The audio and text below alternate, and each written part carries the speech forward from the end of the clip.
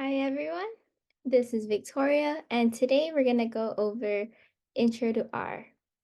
So what you should have open is the website, and we're going to go ahead and click the tab Intro to R. And the second thing that you should have open is your R Studio.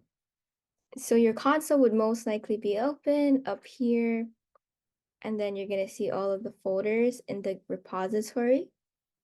If your art studio does not look exactly like this, the background might be a different color. That's nothing to worry about. But what we're gonna do is open up the R Markdowns folder. And then again, we're doing Intro to R. So we're gonna open the Intro to R RMD or R Markdown. So that should pop up right here. I recommend having your outline open so we can easily navigate as we go along. So let's go back to the website. So welcome to R. Today we're going to go over some brief introductory information on how you can get started programming in R and R Studio.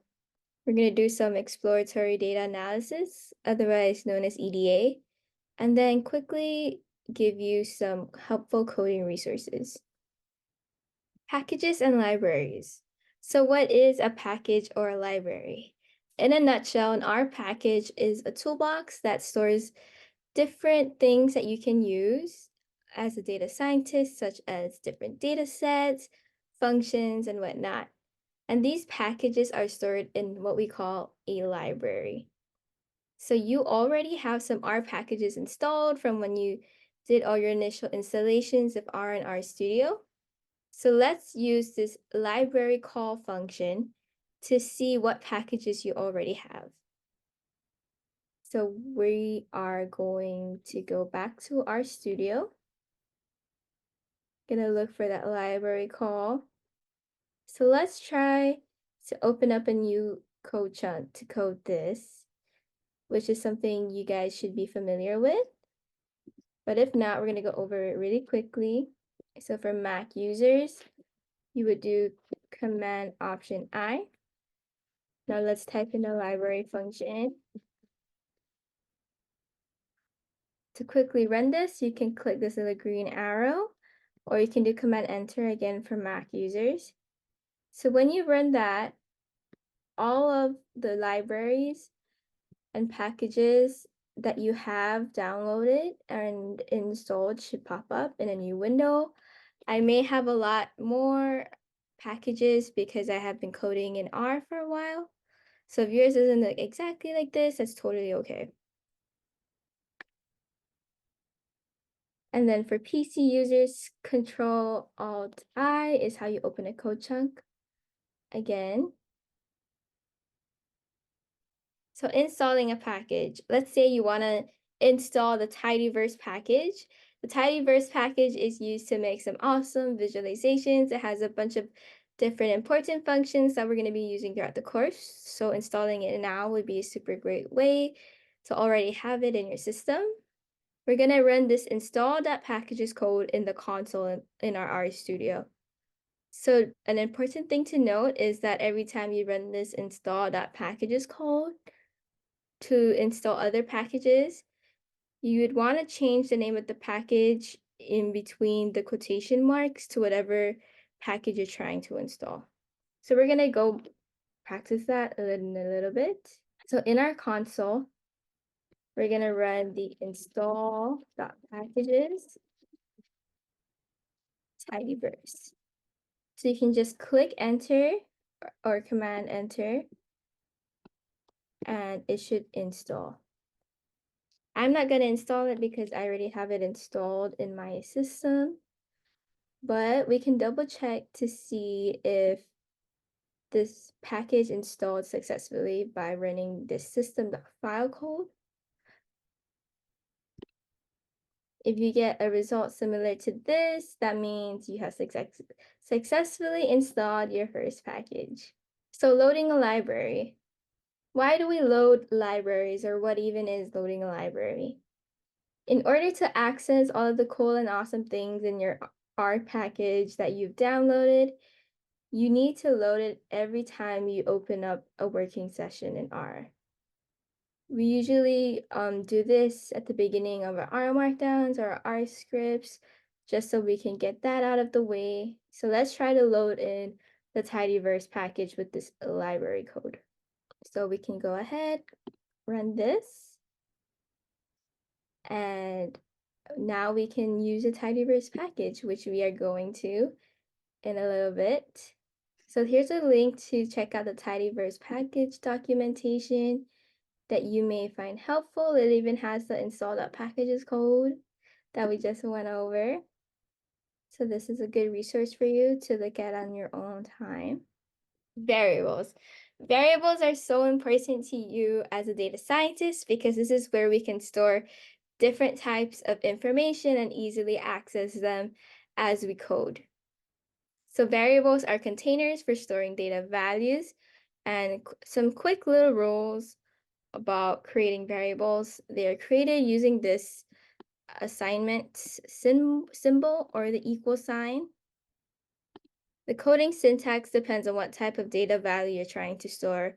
So for example, character strings are stored within quotations, and numeric values are usually not surrounded by any symbols unless you're trying to create a series of numbers. We're going to go more in depth into that in a little bit. So this is where your challenge is for this lesson. So I would recommend you pay a little close attention. So let's practice creating some variables. So in this example, we're creating a variable with my name on it. My name is Victoria de la Cruz. Again, we're using that assignment symbol, or you could use an equal sign as we do here in my age. Again, character strings are always in quotation marks, and numeric values are just on its own.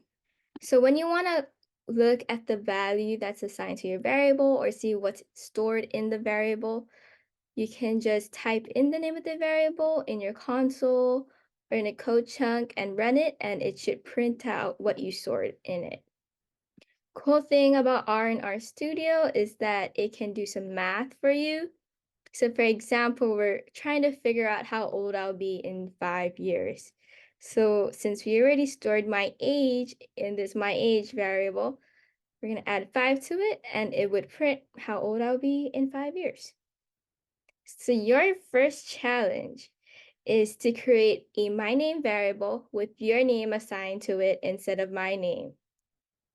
Then you will create a my age variable with your age instead of my age. So a little quick how-to for that. So under the challenge instructions, just click enter, and again, create your code chunk, Mac users, command option I. And then that's where you would create your my name variable. And then you would create a second code chunk with my age variable. So if you are also 20 years old, you can go ahead and recreate that variable, even though it would have the same value. So moving on to different types of data. So understanding the different types of data is super duper important when you're trying to build out your visualizations and throughout the whole data analysis process. It's good to know so that you can figure out what kind of graph you want to create, or what story you're trying to tell, or what you can tell through your data set. First things first, I'm sure you've learned about this in some of your previous classes, the difference between qualitative and quantitative data. In a nutshell, qualitative data is categorical data. This is usually shown in words or letters. Common examples are gender, hometown, but sometimes qualitative data can be numeric. For example, like your zip code. It's good to keep in mind that qualitative data is categorical. That's the main difference. And then quantitative data is all numbers, it's numeric. And there are two types of quantitative data. The first type is discrete data. So what is discrete data? Discrete data is finite, meaning you can count like with your fingers how many values there are. They are only whole numbers. So as an example, the number of students taking this course is what we would consider discrete data. Continuous data is infinite. So it can be decimal points and we don't really count it. It usually comes in ranges. So for example, temperature, time intervals, so on and so forth. So just for your notes, in most common and basic plots, discrete variables are usually used for the x-axis and continuous variables are used for the y. And here's a good little graphic that kind of gives you some more examples on qualitative and quantitative data. Here are examples of discrete data and continuous data. So moving on to the different types of data in R. So R has its own separate data types. We've already gone over character and numeric. Others include integers, logical. Logicals are also known as Booleans, and are also common data types in other programming languages. And they're usually in R, they're in all caps, true or false. And then they're also complex, but we don't really do much with that in this course.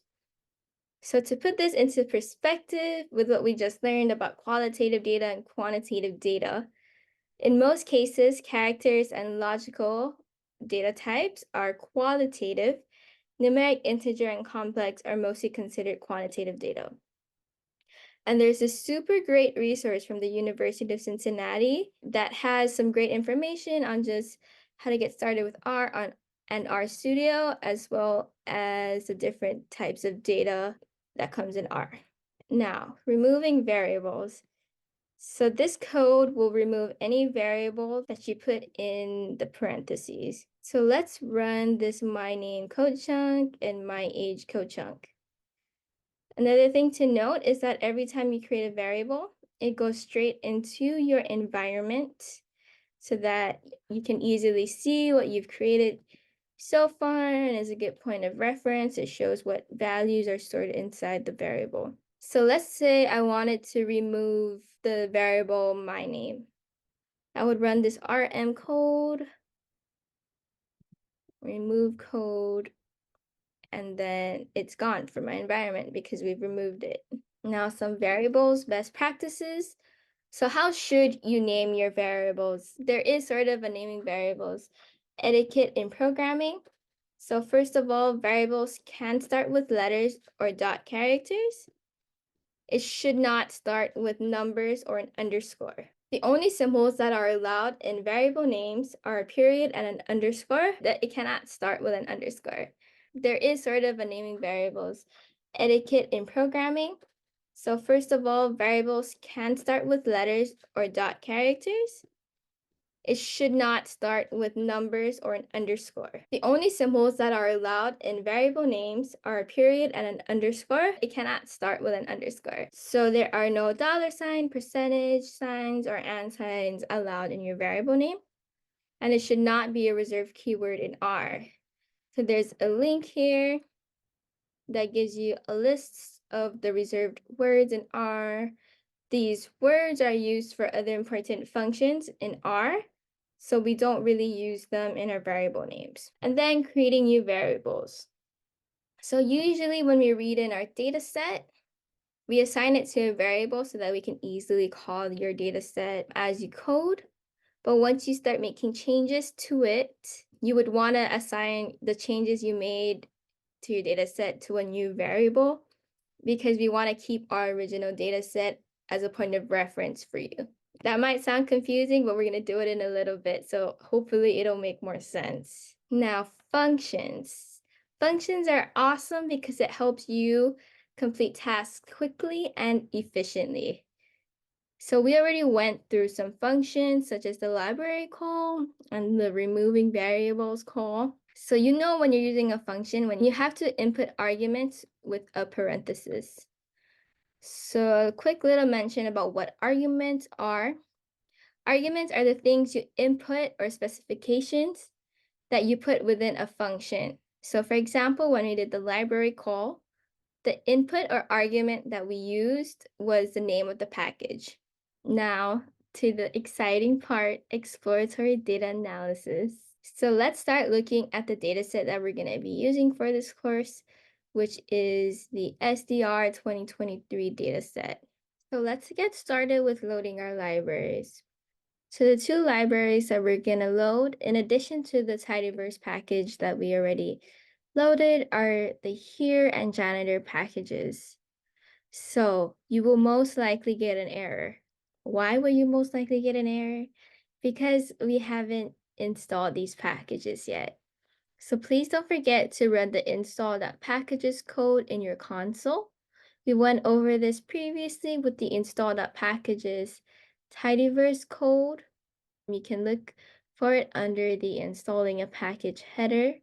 If you try to run this code without installing it first, you're going to get an error that looks something like this.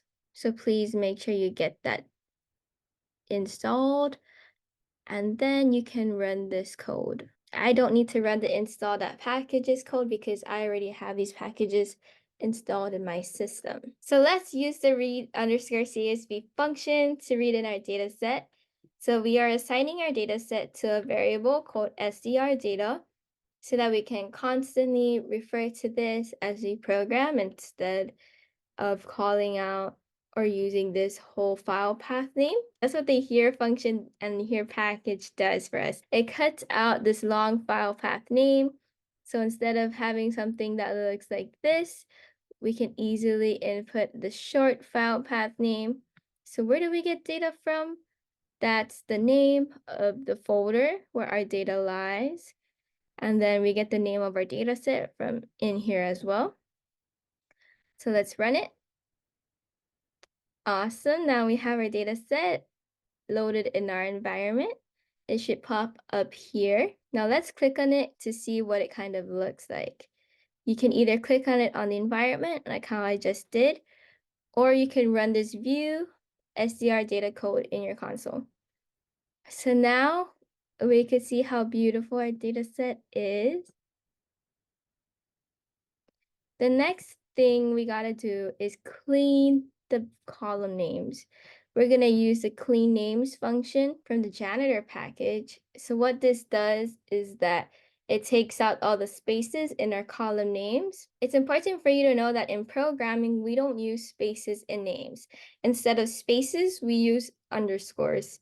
So that's why it's really important for us to use this clean names package. And then when we look at our data set again, we can see that all of the spaces have been replaced with underscores and all the column names have been lowercase. Next is understanding your data. Understanding what your data looks like is so important in the data analysis process. This is how we start to figure out what kind of visualizations, what other types of data cleaning and manipulation methods we need to conduct. So one of the easiest ways to quickly look at what our data looks like is to look at the head of the data, which is viewing the first couple of rows and all the columns in your data set. So as we can see, it shows us the first 6 rows, and if you click this arrow, goes through all the columns. Let's try to look at the structure of our data. This structure code, or this str function, is gonna give us the data types for every column, as well as a lot more information. We're gonna run this str function on our str data variable, or data set, and assign it to this other variable called data structure. So the structure of our data set already printed in our console, and as we can see, it gives us so much information, and it's super helpful for us because it shows us that the first column is a character column, has 206 rows, and it even gives you some examples of the first couple of values within that column. So this is really good to help you understand your data a little better, but it is a lot of information. But let's look at some of these aspects closely. Let's say we want to look at just the column names. We're going to create a variable called column names using this call names function. And from there, we're going to turn the column names into a list so that we can look at it a little easier. We open it up and we're able to see all the different columns in our data set. Now, how many rows and columns? This helps us to figure out how big our data set actually is. So it's always the number of rows and the number of columns. Now, how many NA values are there in the data set? NA values represent missing values in our data. So this is really important to know because if we have too many missing values, we have to figure out how to proceed further. If we only have a couple, there are different ways to handle missing data, which we're going to go over in a couple of lessons. So we're going to load in this new package, the non-ER package. Again, if you run into an error, it's probably because you didn't install the package. So don't forget to run that install.packages code and then run the library code, load in that library. We're going to use that miss var summary from the function from the non-ER package. So we ran the code, but what is this code saying? A new thing that we haven't encountered yet is this pipe operator. So this pipe operator allows us to connect functions within our code to one another in sort of like a step-by-step process. So in this example, and every time you use the pipe operator, you will most likely start with your data set. And then from our data set, we're going to use this misbar summary function. And then with the results from all of that, we're going to arrange it in descending order from that column. So what does that even look like? We're arranging it by this column from greatest to least, which is super helpful so we know which ones to pay more attention to. Here is a link that you can go to that might help you understand the pipe operator if that seemed a little confusing. The next thing we're going to go over is looking at responses for a specific column. We're going to do this using the table function. And we're going to look specifically at the column goal7 dash. So we're going to run this code to create a table on the types of values in that column, and it shows us how many times that value has shown up in that column. So this $sign, this is why we can't use it in variable names. It's because it is an operator that allows us to call specific columns in our data set. Now, let's say we want to look at two columns. We're going to use that same table function, but separate the columns by this comma. Again, so we're looking at the goal7 dash column, and then we're using that same $sign operator to look at the regions used for the SDR column. So this gives us even more insight because it organizes how many countries in this region got green for goal7, orange, red, yellow, so on and so forth. We've used 8 functions so far, guys. You guys are doing great. The next step in the EDA process is cleaning and manipulating your data. We're going to quickly go over some of the most important and common functions in the tidyverse package that is used to do so. So the first one is the select function. Let's say I want to select just specific columns in my data set to look at. We're going to be using the pipe operator, starting again with our data set, and we're selecting these two columns, goal3 and goal4 score. Now we can just see the results from that, just those two scores. You have your second challenge. For this second challenge, you're going to have to use the select function. And instead of doing what I did, selecting goal3 and goal4, you're going to have to select 2 new SDG goal scores. So what you're going to have to do is open up a code chunk, write out your code, and don't forget to assign it to a variable named SDG underscore scores. The next function we're going to go over is the filter function. So instead of looking at specific columns, we're now looking at specific rows. So let's say we want to extract all the rows that fall under the Oceania region. Column to look at for this is regions used for the SDR. We're starting out with our data set again, using the pipe operator so that we can use this function next. We're putting the column name, we're setting the condition we want for the filter function. We're using 2 equal signs saying that we want all the rows in the column for regions used for the SDR equal to Oceania. We use two equal signs instead of one because one equal sign is for assigning variables. But in this case, we're not trying to assign a variable, we're trying to say equal to. That's why we need two equal signs. So let's run this code to see what that looks like. Awesome. Now we have all the rows in our data set that only fall under the Oceania region. So for example, all of these countries are the only ones in our data set that belong in that region. Now for your third and final challenge of this lesson, you're gonna need to open up a code chunk as we did the previous two challenges.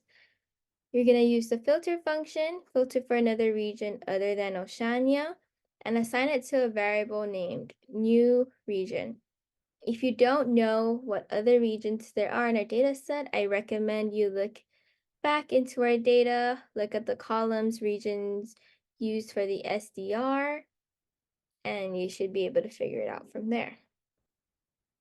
So it's important to know that we didn't use the assign arrow in the filter code and the select code. We didn't assign this information to a data frame. So if you wanted to, you can use the arrow. So let's say we're going to create a variable called Oceania data, again using that filter code. Now if we want to reference all the rows that belong to Oceania, we can easily do so because we created a variable with that information. The next function, or I would say functions that we're going to go over is group by and summarize. So the group by function is a great way to view and group a column. This function goes hand in hand with another function, summarize function. Summarize is used to compute summary statistics, and it aggregates data within each group created by the group by function.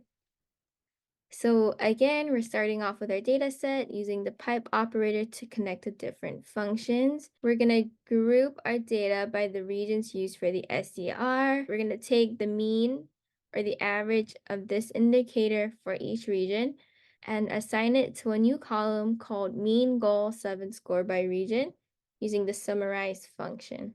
And there we have it. We created that new column, which is the average score for each region for the indicator of goal 7, population using at least basic drinking water services. Pretty cool. The last function that we're going to go over today is the pivot longer function. So why pivot longer?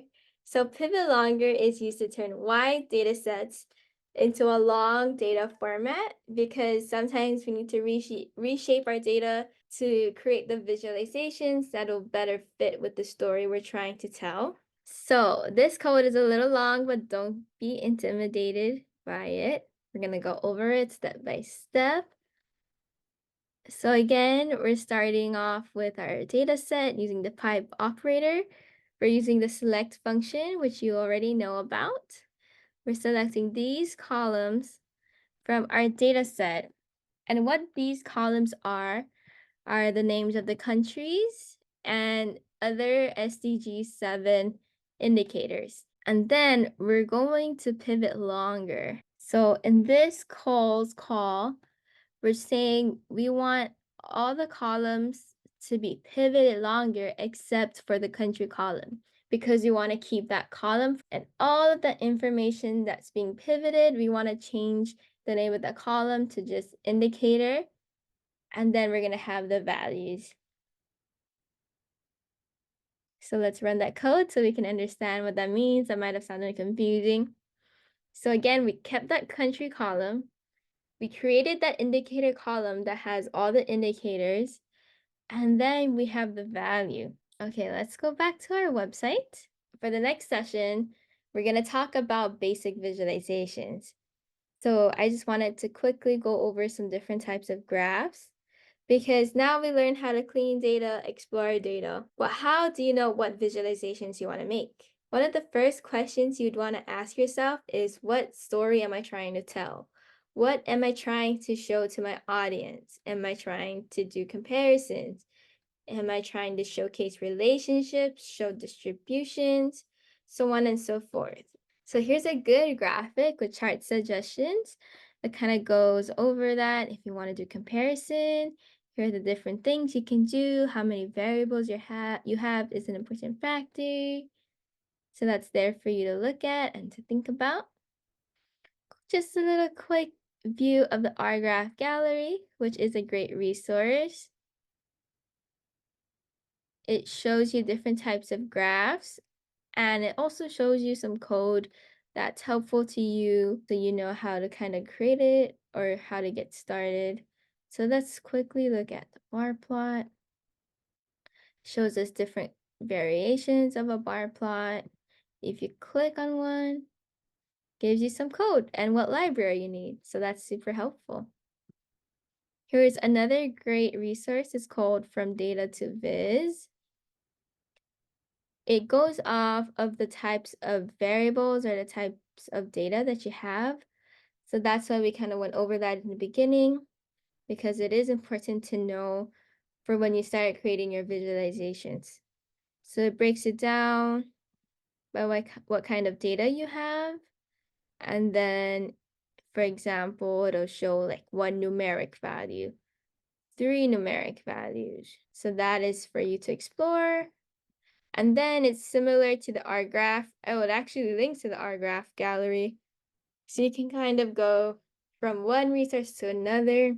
And the awesome thing about data science is that there's so many resources out there for you to help you get started or when you run into errors or just throughout your data science journey.